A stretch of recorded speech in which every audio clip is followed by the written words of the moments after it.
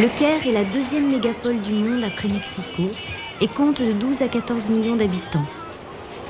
La capitale rassemble un quart de la population du pays et doit faire face à une poussée démographique incontrôlable.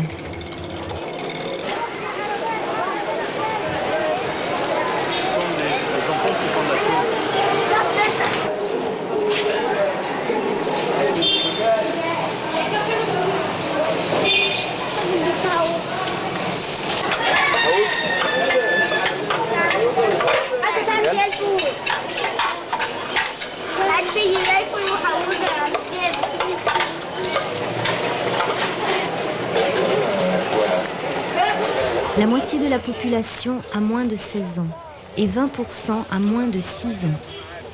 Certains groupes sociaux ont des conditions de vie misérables et le travail des enfants pauvres est très largement répandu. Dans tout le pays, on compte de 1,5 million à 2 millions de handicapés mentaux. Malgré une tradition de tolérance et une prise de conscience progressive, l'immense majorité d'entre eux, et surtout les enfants, n'ont pas encore accès à des soins ou à une éducation spécialisée. Un enfant handicapé qu'on néglige et qu'on agresse et qu'on punit et qu'on enferme finit par faire de vraies bêtises. Et peut-être ils risqueraient de finir effectivement dans une prison parce qu'ils sont utilisés, surtout dans les milieux pauvres. Je veux dire, ils ont découvert qu'il y a des enfants handicapés qu'on utilisait pour la distribution de la drogue, par exemple. Ces enfants-là finissaient dans des instituts où ils étaient oubliés là-bas. On abuse d'eux sur tous les niveaux, je veux dire, c'est des enfants qu'on viole, c'est des enfants qu'on kidnappe et qu'on enferme dans des maisons et qui servent à tout. Je veux dire, s'ils arrivent à faire la vaisselle, ils font la vaisselle, ils sont là pour ça, on leur donne un plat et c'est fini.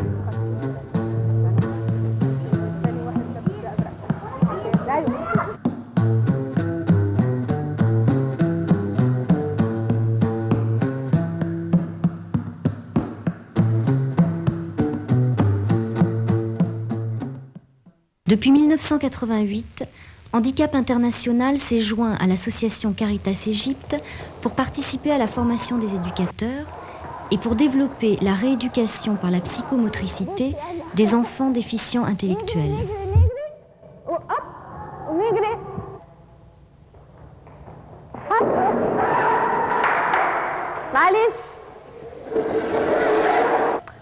Au coup de ré, tout le monde va aller dans le grand rond. Depuis bientôt 2 ans, l'envoyé de Handicap International poursuit sur le terrain une expérience de rééducation psychomotrice. La psychomotricité agit sur le psychisme par l'intermédiaire du corps en utilisant comme ressorts principaux l'appétit du jeu, du mouvement et de la relation chez l'enfant. Moi, je vais en prendre un autre.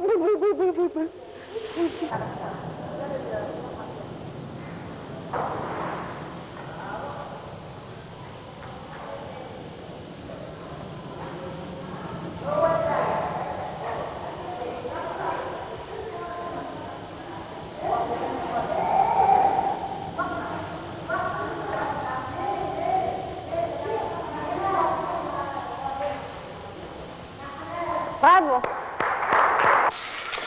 Surtout, ce que je fais là, c'est de réinstaurer cette éducation à partir du jeu et du mouvement. Le jeu est notre principale activité parce que c'est très intéressant pour l'enfant. C'est finalement de lui faire acquérir tous ces apprentissages sans qu'il s'en rende compte.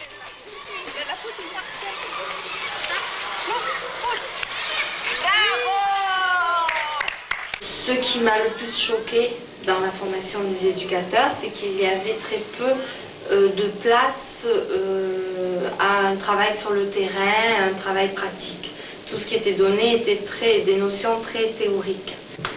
Et elles avaient beaucoup de difficultés à transposer tout ce qu'elles apprenaient d'une façon théorique à leur quotidien tous les jours avec leurs enfants. Donc j'ai décidé, moi, de travailler sur le terrain. Et finalement, c'est un petit peu ça, si réussite il y a, c'est à cause de ça, c'est parce que je suis allée, j'ai travaillé avec l'enfant et avec elle directement.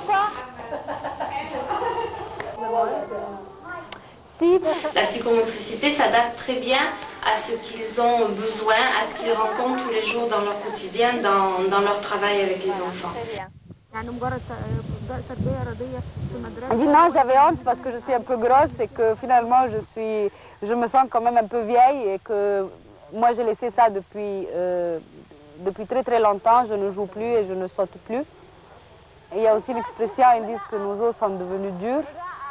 Et donc on avait perdu cette habitude-là de jouer et de sautiller. Cette formation, elle s'adresse surtout à des éducateurs qui justement n'ont pas eu de formation, peut-être un peu du jour au lendemain, par un concours de circonstances, ils se sont retrouvés éducateurs.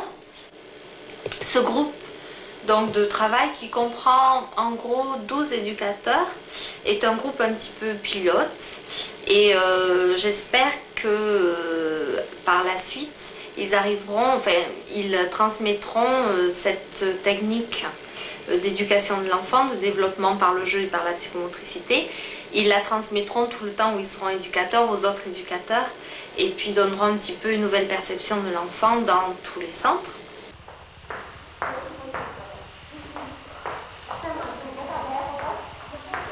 Nous étions un groupe de personnes, un petit comité qui parlait de la formation des éducateurs, comme il y avait déjà une association déjà présente, et puis la nôtre, qui avait débuté ici à Choubra.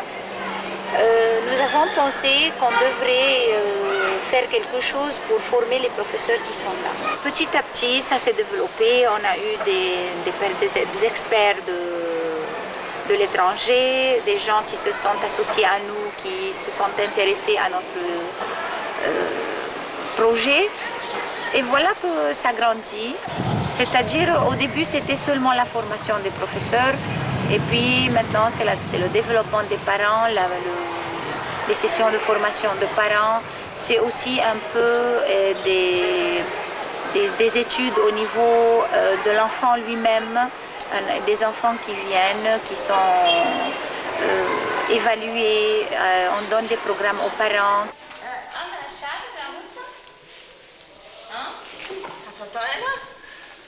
Bon, elle trouve que la psychomotricité est la chose la plus importante qu'elle ait pu apprendre ici parce que c'est une technique qui est basée sur le mouvement et sur le corps et sur le plaisir aussi. Donc elle dit que c'est pas possible que je coince mon enfant derrière une table et lui apprendre ce que je veux lui apprendre.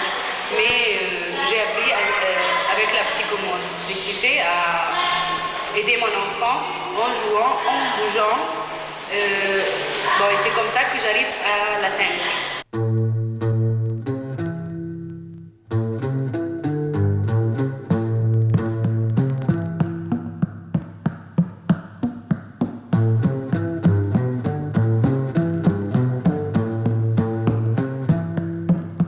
Il y a 20% de la population qui sont des enfants moins de 6 ans.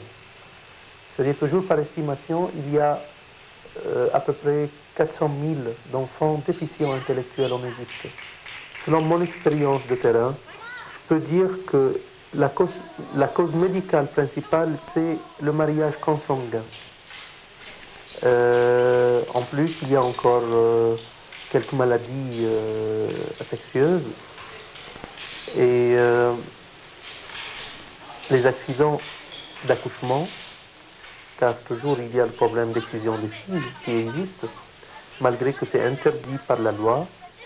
Encore il y a la multiparité, spécialement dans les quartiers populaires et démunis, car il y a dans chaque famille plus de 5 et 6 enfants et quelquefois une dizaine. Pratiquement parlant, il n'y a pas grand-chose comme service offert. Il y a quelques ONG qui ont commencé à considérer ce problème et ils ont commencé de créer quelques centres, mais c'est toujours pour la classe moyenne. Et même la classe moyenne ne peut pas facilement payer les frais qui sont très chers.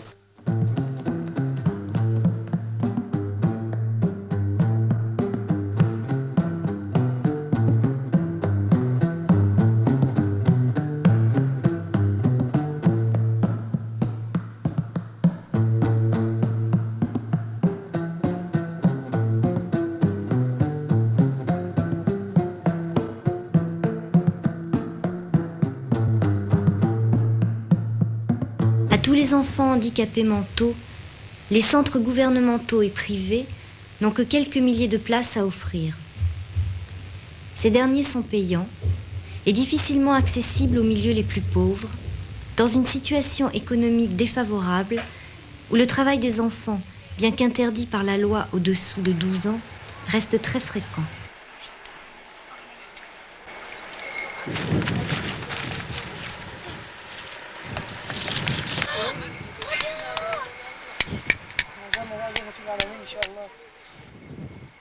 Dans cette situation, le développement du secteur associatif représente une des seules possibilités pour la prise en charge des enfants handicapés mentaux.